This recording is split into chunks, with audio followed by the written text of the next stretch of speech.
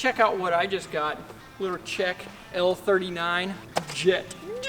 No, I'm just kidding. I didn't buy it, but they got that. Those. How cool is that? P-51s, of course, no introduction needed. That is also very cool. Makes jet noises. I'm a fan of it. Holy crap. Today on Jimmy's World, we are not going to be flying one of these, so I'm sorry to burst your bubble, but we're working on it, and I think we're going to be able to figure something out, and maybe, just maybe, have to bring one of you along with us. That would be a super cool, neat thing to do. Today we're doing a rebuild on the Apache, the old hot potato. So we'll have to come back to this. Stay tuned, you'll see more of that later. If this video gets 25,000 likes, we're gonna go fly one of those airplanes. In the comments, let me know which one, the P-51 Mustang or the L-39 jet. If this video gets 50,000 likes, I'm taking somebody with me. It's gonna be awesome! Man, I'm hungry. Let's see where we can go to lunch today. And I got lunch this time, because I'm gonna use my cash back off of the Upside app. Boom. Super easy. You gotta buy gas anyway. I use this app, share it with all my friends. You should do it too. I mean, gas is crazy expensive.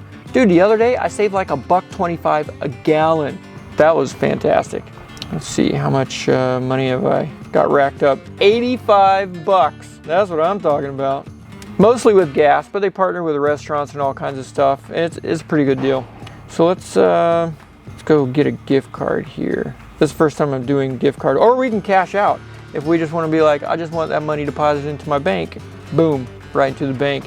Ooh. Texas Roadhouse, dude, those rolls to die for. I always go and get a big box of them and I'm like, give me a bunch to go. They're so good. Hey, guess where we're going? Taco Bell. $85 in Taco Bell. That's a lot.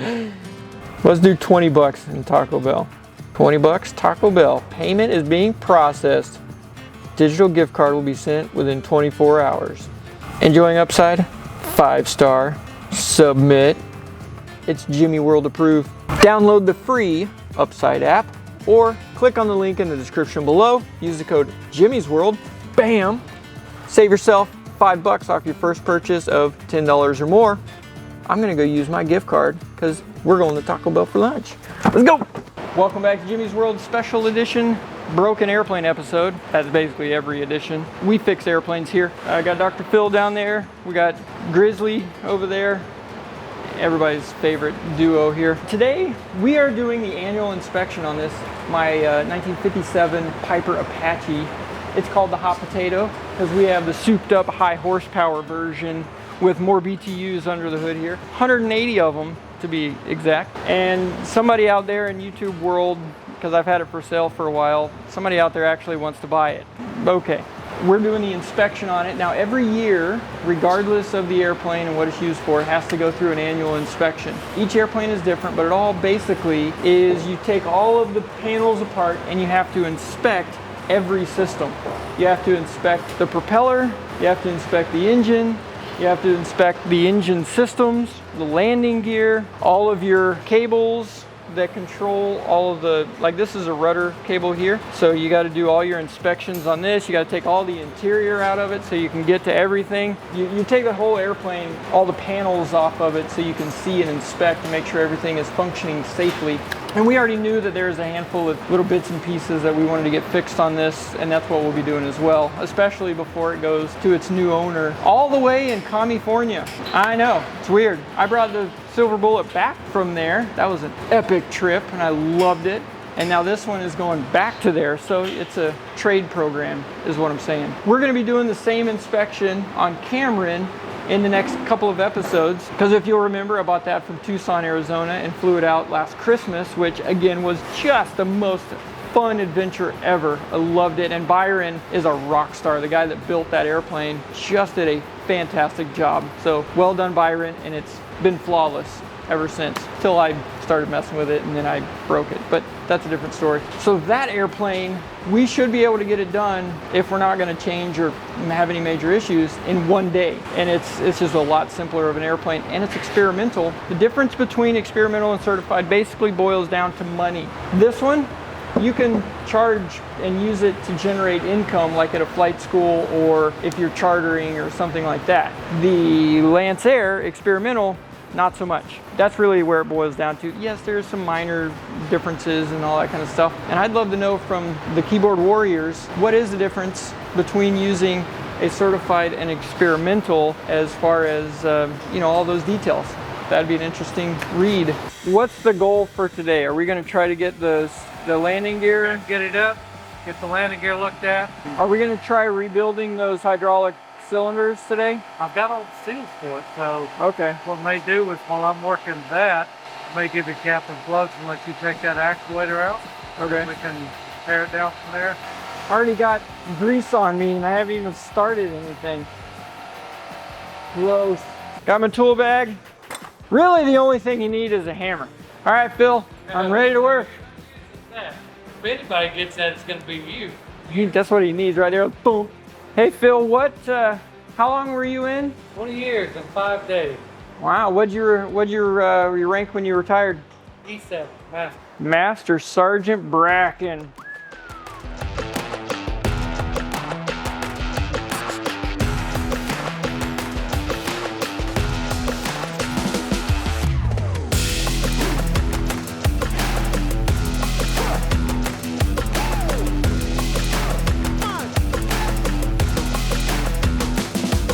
So this is a bar that breaks like this.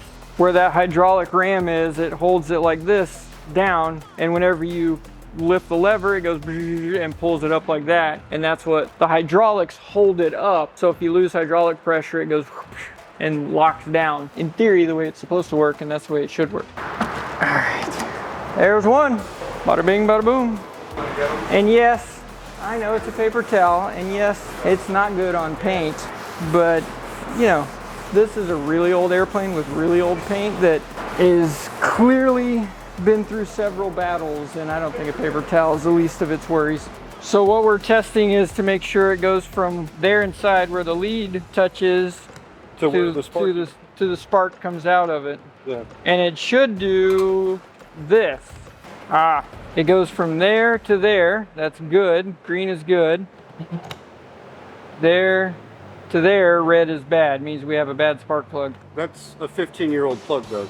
They don't make those anymore. I've done about as much cleaning as I can do here. There you go. And which engine was this off of? That's off the right engine. Okay. So this could have been our grimy mag that was giving us fits. Could have been. I mean, they were all filthy. I don't think I've seen a set of plugs that dirty. I'm amazed that you have units and plugs in this, I really am. Because this is the hot potato, man. This is the airplane that somehow seems to just always fly. Even when it probably shouldn't, it still does. It's the airplane nobody wants, but everybody wants at the same time. Yes, it's ugly as sin, but it just works. Now here's something that you want to see is really kind of weird. This is for the hydraulic system, the one that we're working on now with the landing gear. How you check the fluid level, not making this up, you undo the cap, and then this little hose here, you go like this, and it's supposed to pour out. That's how you know it's full. 1957, if I didn't mention that already. That's what year this is. See, annual inspection, the cost, if you're curious about that. The simpler it is, the cheaper it is. Makes sense. This one takes somewhere around 25 hours of labor. You figure $100 an hour is $2,500, and then you figure all your parts, double that, $5,000. That's a rough-ish of how much an annual inspection would be on that. And that's if you're not doing any upgrades or any major repairs that you find. So there you go. Now you know how much it costs to do your annual inspection on an airplane. And this is a cheap one. Think about that for a minute.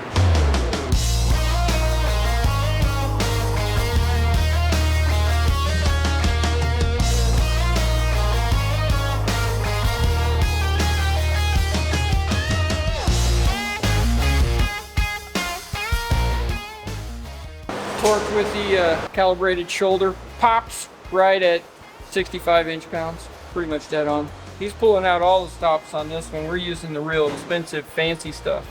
Wow. So you got to buy these little cables individually, and they're, I don't know, a couple bucks a pop, right? Normally they're about $1, but the last place I bought them for, took each one out of the pack, bagged them, and bagged this little sleeve, separately. Yeah. And that sleeve is a little swedge. Yeah, little swedge on there. Yeah. And so he has wherever, and you got to buy the special tool to do it, which is like $500 by itself. That sucker puts tension on it and everything. This is like super fancy. Oh yeah, calibrated. This is 737 max level stuff. That's a joke for air people. So we tighten it up. He's got it in there. Tension on it. Putting his tension, and then right. And it trims it too. Cuts Holy it off, crap! That is dang. All right, I gotta admit, I'm kind of jealous. I can't afford this kind of stuff. That is a Daniel safety cable, and it is FAA approved. That's legit. Well, this one's done. I'm gonna go clean the hardware, and then we can go reassemble. That's it. And let that cook for about 20 minutes, and then we'll be ready to eat. I did see one time they actually cooked a steak in one of these, and it turned out fantastic. Turn the heat on. Yeah. Right. It gets hot. They put, I think, water or broth or something like that, cooked it in this, and then they seared it afterwards. And he said it was one of the most tender steaks he's ever had in his life. They took a really bad, cheap cut of meat and put it in there because of all the vibrating and stuff. It broke down all the connective tissue and stuff. And he said it was like melt in your mouth good. So now you can just throw. I'll have to get another one. I ain't gonna use that one. So YouTube's watched me do this at least 100 times by now. That's true. That's kind of your standard place on set, isn't it? Mm-hmm. Take spark plugs, put them in, take them out, put them in, Clean them out. Put them back in. Yeah. Ding! Our roast is done. So that's turned off. Hey, that's warm. That's what that is. Now we can actually see just how bad these bolts are. What's the weirdest thing you guys have ever cooked in an ultrasonic cleaner? I imagine those comments will be pretty interesting. I think that's what we should try for at the hangar if we don't have microwave handy. Throw in the old ultrasonic cleaner. This is the first time I've ever seen this airplane without the interior and without all the stuff in it.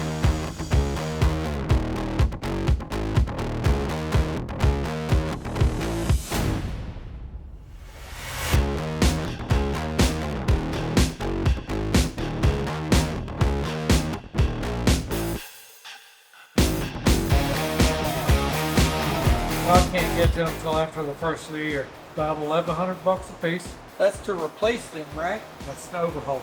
Now I can try and do an exchange, and we'll call QAA. Now is that just for the left mag, right mag, both? That's each, all four. Just about $1,100 each to overhaul. Okay, so all four of them need to be installed. None of them have been off the engine since 1999.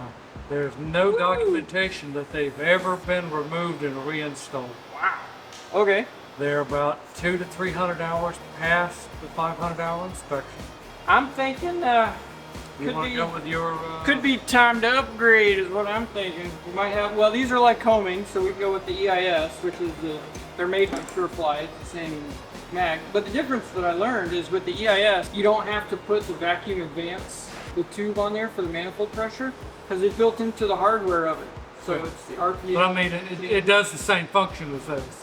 It has, yeah, built-in timing advance curve to it. Yep. So that would be one we would do. Do the right mag on each. Okay. So I'd only need to do the left mags. Yeah. What we have installed. Yeah, and you haven't No part numbers, no legs. It's got to be good. And you haven't cleaned it out at all? Yep. Oh wow. Dude, that's cleaner than any other airplane that I own. Have done. This is the oil filter for this airplane. It's the screen. It doesn't have an oil filter like every other. And oil goes through here, gets sucked out, no, that way. It comes in here and comes out that way. And all your chunks of nastiness would get stuck in here. And that is unbelievably clean. Yeah. So that's a very good sign. That is a very good sign. Very good. Next. Boom.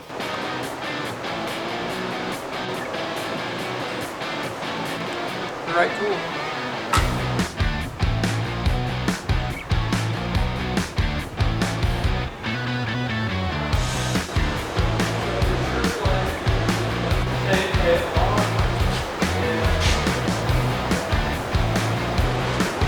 Yep. All right. 15 minutes, we'll be there. Okay, we're gonna go right now. Hey Phil, Grizzly. I'll Take see care, you guys. I'll See you later. Bye, guys. I gotta go right now. It's life and death, wife, pregnant, something. There's a place I keep seeing. Well, you know what? I'm just gonna have to show you. We're going over there right now, and it is probably the coolest thing I've ever seen. And I didn't realize it was actually so close to where we live. So we're going to check this out right now. We're not going to Area 51, we're going to Stallion 51.